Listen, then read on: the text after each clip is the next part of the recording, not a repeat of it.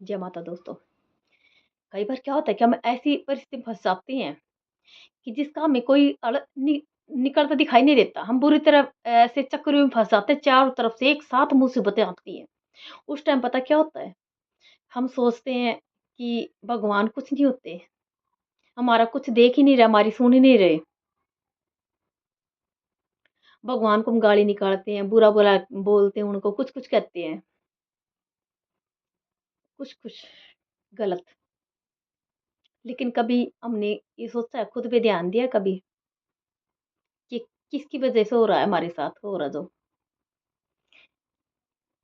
हमारे खुद के पिछले जन्म के कर्म और साथ में इस जन्म के कर्म भी।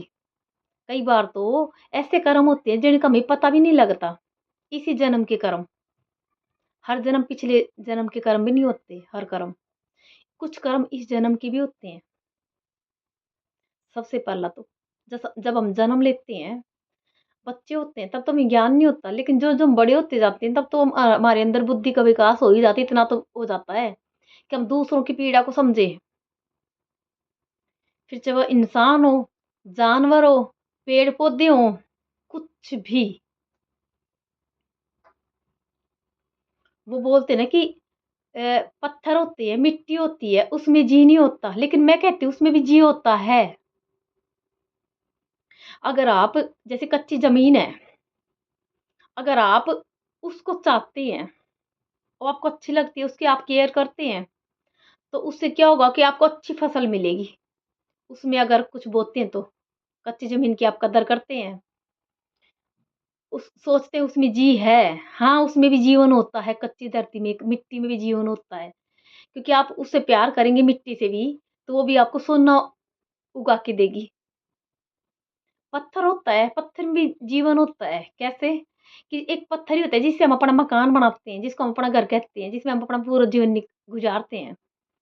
तो जीवन तो हर जो भी भगवान ने इस पृथ्वी पर जो भी कुछ चीज़ें उपजाई हैं, सब में जीवन होता है, अगर हम दिमाग से सोचें तो, थोड़ा बहुत दिमाग लगाएँ तो।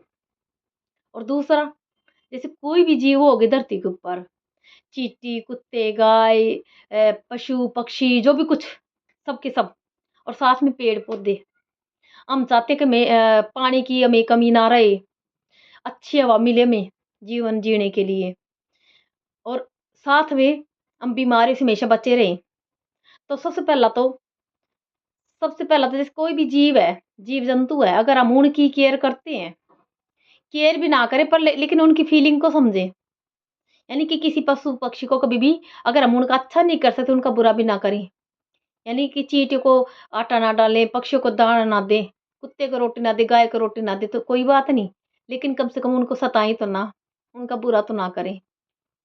हम दुआ नहीं ले सकते तो किसी की बददुआ भी क्यों लें? पेड़-पौधे हैं जो हमारा जीवन बनाते हैं, उससे हमें उस पेड़-पौधे से हमें ऑक्सीजन मिलता है। अगर हम पेड़ लगा नहीं सकते तो उनको काटे भी क्यों? उनको काटे भी क्यों? क्योंकि पेड़ काटने से क्या होता है, ऑक्सीजन तो नहीं मिलेगा हमें, साथ में जो पानी है, जो हमें बिना पानी के हम जीवित रह ही नहीं सकते, तो पानी भी कहाँ से आएगा? पेड़ ही नहीं रहेंगे तो, क्योंकि बिना पेड़ों के तो बरसात भी नहीं होती, और जब पेड़ों की जड़ धरती में नहीं जाएगी, तो पानी कहाँ से आएगा? बिना पेड़ों के तो हमें जल भी नहीं मिल सकता। तो कोशिश करें, इन चीज़ों का हम ध्यान रखें, पर्यावरण पे ध्यान दें, जीव-जंतु पे ध्यान दें। तो इनका हम केयर करते हैं, तो ऑटोमेटिक हम इनकी नहीं, हम अपनी खुद की केयर कर रहे हैं।